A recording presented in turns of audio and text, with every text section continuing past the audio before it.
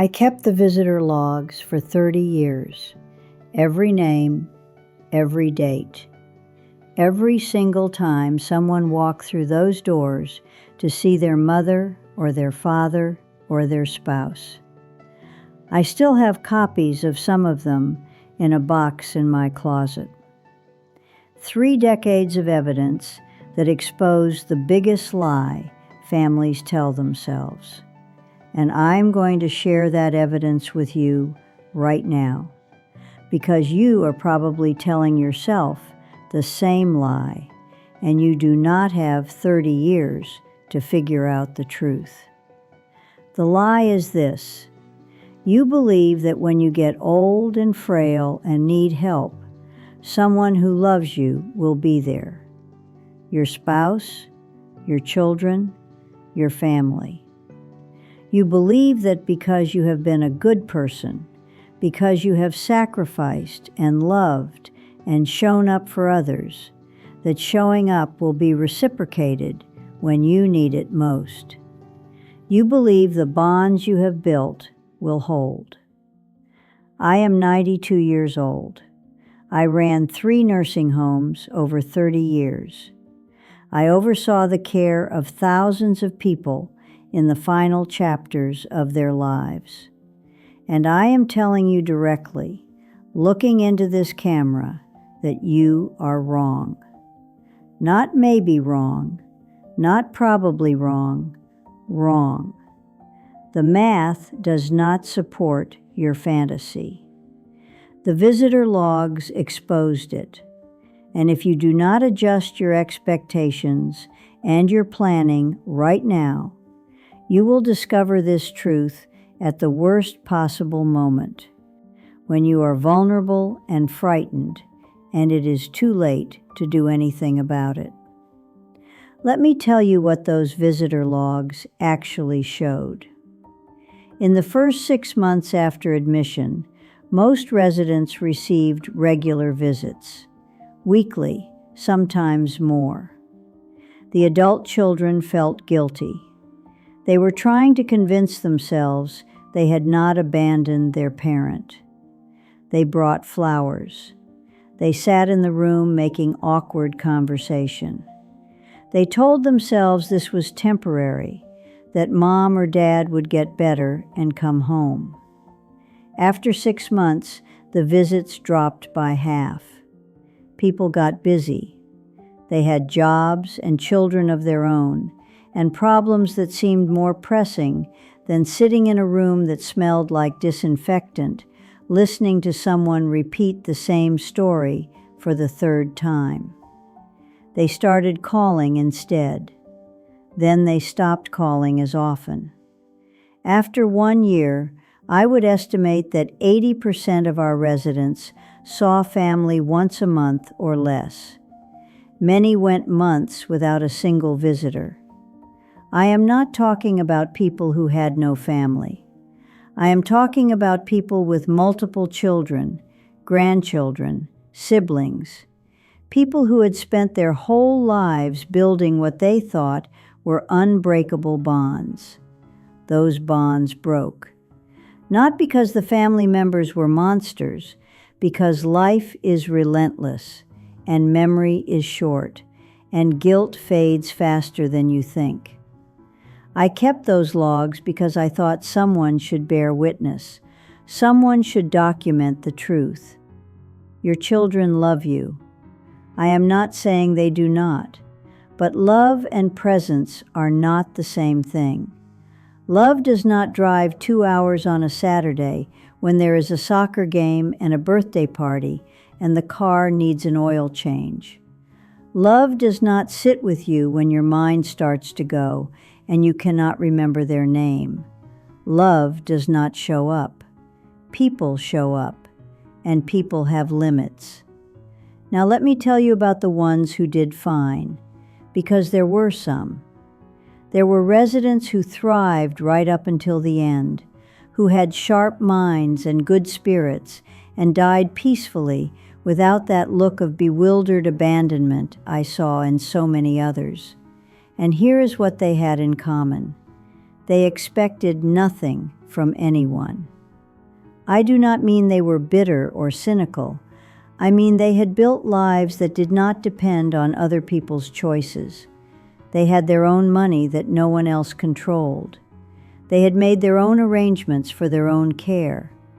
They had selected their own facility, signed their own papers, and moved in on their own terms. They were not dumped somewhere by overwhelmed children who picked the first place with an opening. They had planned. They had prepared. They had accepted the truth that you are refusing to accept right now. You are going to be alone. Maybe not every day, maybe not completely, but effectively alone in all the ways that matter. And that is not a tragedy, unless you are unprepared for it. I want to talk to the women watching this for a moment. I know this is going to sound old-fashioned, but I spent 3 decades watching what happens to women who let their husbands handle everything. I watched widows come into my facilities who did not know their own bank account numbers, who did not know what medications they were supposed to be taking, who had never paid a bill in their lives because that was his department.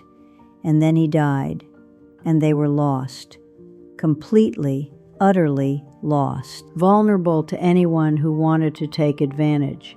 And believe me, there is always someone who wants to take advantage. I had a resident named Dorothy, lovely woman, taught piano for 40 years. Her husband, Harold, handled all the finances.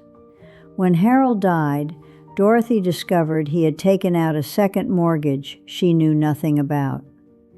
The house she thought she owned free and clear had 6 years of payments left.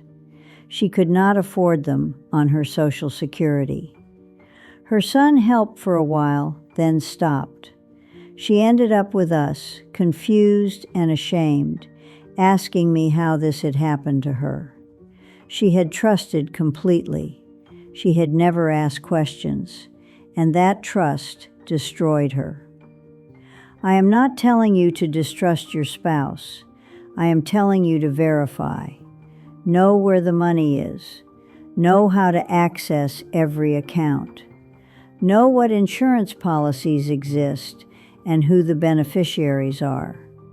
Know what debts you have. This is not paranoia. This is basic adult responsibility. And if your spouse gets offended by these questions, that tells you something too. Now let me talk about the adult children. I raised one daughter. We are not close. That is mostly my fault. I worked too much, and I was not warm enough, and I made choices I cannot undo. But I see her once a month, and I know she would help me if I truly needed it. I also know I cannot count on that, not because she is a bad person, because I have seen too much. I have seen the devoted daughter who visited every day for 2 years, then got cancer herself and could not come anymore.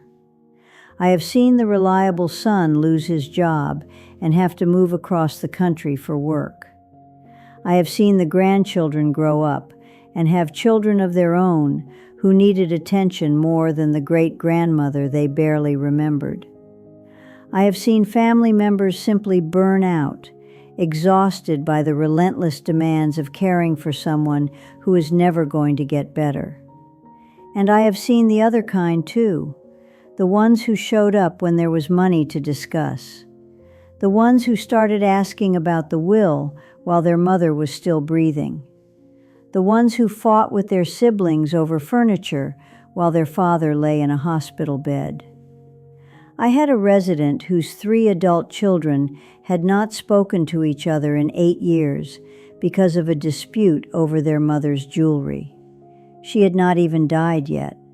They were already fighting over her possessions. She could hear them arguing in the hallway. She knew exactly what she meant to them. I am not trying to make you hate your children or suspect them of greed. I am trying to wake you up. Your children are human beings with their own problems and limitations and weaknesses. They may love you deeply, They may also let you down in your moment of greatest need. Both of these things can be true. Planning for the second possibility is not a betrayal of the first. Here is what you need to do, and I am going to be specific because vague advice is useless advice. First, have an attorney who works for you and only you, not your family's attorney, not your spouse's attorney, your attorney. Someone whose legal obligation is to protect your interests, even if those interests conflict with your family's wishes, because they will conflict. I promise you, they will conflict. Second, have a power of attorney document that specifies exactly who can make decisions for you and under what circumstances. Make sure there are checks on that power. Make sure no one person can unilaterally decide to sell your house or move you to a facility. I have seen this go wrong more times than I can count. Third, know your finances completely. Every account, every debt, every policy, every asset. If you are married, this is not your spouse's department. It is both of your departments. If you cannot list every source of income and every monthly expense right now from memory, you have work to do. Fourth, visit nursing homes now while you are healthy and clear-headed. I know that sounds morbid. I know you do not want to think about it. Do it anyway. See what they look like. See what they smell like. See what the residents' faces look like. Then decide if that is where you want to end up, or if you need to make other arrangements. Fifth, talk to your family now about your wishes. Not in vague terms, in specific terms. What do you want done if you cannot make decisions for yourself?